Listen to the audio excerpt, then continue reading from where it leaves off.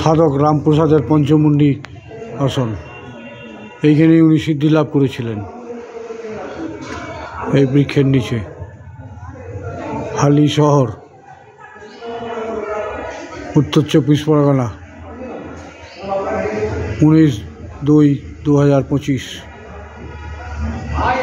Paschimbangla, West Bengal.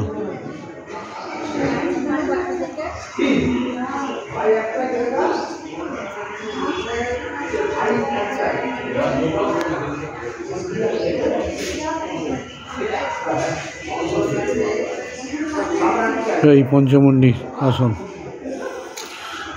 সাধক রামপ্রসাদ এইখানে সিদ্ধি লাভ করলেন।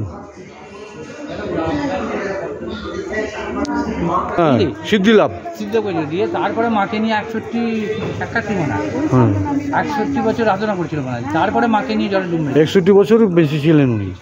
এরকম এটা কি ব্যাপার? হ্যাঁ, 61 বছর বেঁচে ছিলেন। যে পরম যজ্ঞেশ্বরী যে মেয়েটা ছিল, দুটো মেয়ে ছিল। হ্যাঁ হ্যাঁ, পরমেশ্বরী 2 মেয়ে 1 ছেলে, রামদুলাল ছেলে। ঘাটটা দেখে এসো, রামপ্রসাদের ঘাটটা।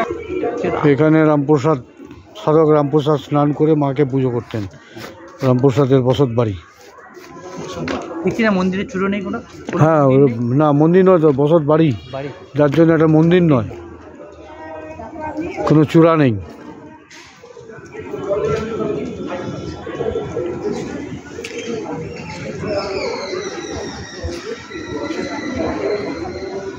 রামপ্রসাদের বসত বাড়ি, সাধক রামপ্রসাদ। জয় সাধক রামপ্রসাদ, জয় সাধক রামপ্রসাদ, জয় সাধক রামপ্রসাদ।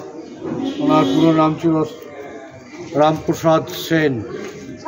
রামপ্রসাদ সেন, ওনার নাম ছিল রামপ্রসাদ সেন। এটা বসত বাড়ি, পঞ্চবটি আশ্রম, পঞ্চবটি।